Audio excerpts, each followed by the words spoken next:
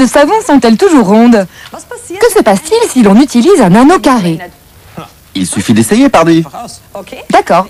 Voici un anneau carré. Je suis très curieux de voir ce que ça va donner. Attention. La bulle est sphérique. L'anneau est carré, mais la bulle de savon est sphérique. Il y a une raison. Le film de la bulle de savon est extrêmement élastique. Il prend donc la forme qui est la plus solide dans la nature. La sphère. La bulle a une très haute contenance, mais sa surface est plus petite que celle d'un cube. En voici la preuve. Ici, ce cube a exactement la même contenance que le réservoir sphérique de cette cruche. Sans le goulet, évidemment. Chacun contient 1 litre. Voici la démonstration.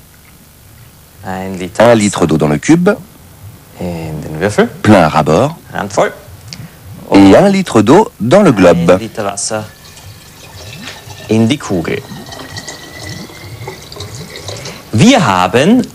Nous avons calculé la surface externe du globe et celle du cube. Si on pouvait aplatir ces deux récipients, le cube couvrirait cette surface-ci en orange et le globe, celle-ci en rose. Si je superpose les deux feuilles, vous constatez que la surface du globe est inférieure.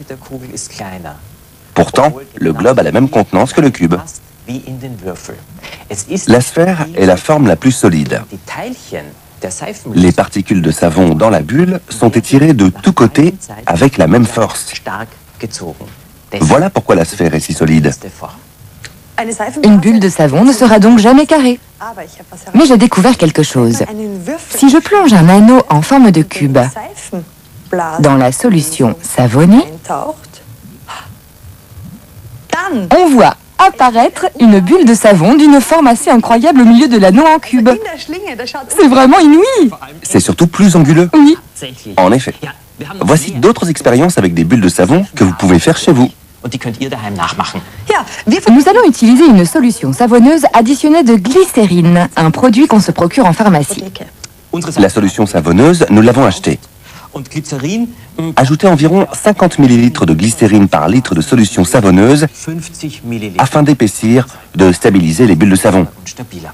Ensuite, fabriquez des anneaux de la forme que vous voulez. Un cœur par exemple, ou bien une pyramide, ou un cercle, ce que vous voulez.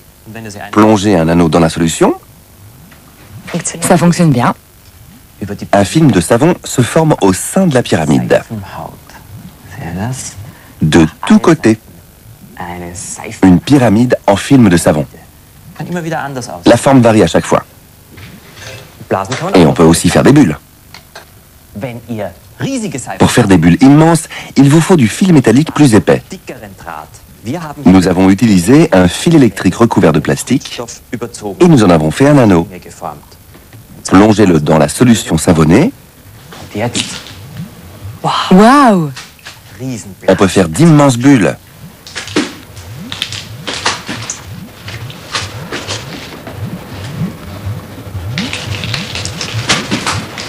Oui, vous pouvez même construire un véritable mur de film de savon. Pour ce faire, il vous faut un bac à fleurs. Versez-y de la solution savonnée. Plongez-y 2 ficelles. Elles doivent être fixées au plafond et dans le bac à fleurs. Ce bâton a été percé d'un trou à chacune de ses extrémités. Passez au préalable les ficelles dans les 2 trous. C'est parti. On plonge le bâton. 1, 2, 3. Regarde un peu ça.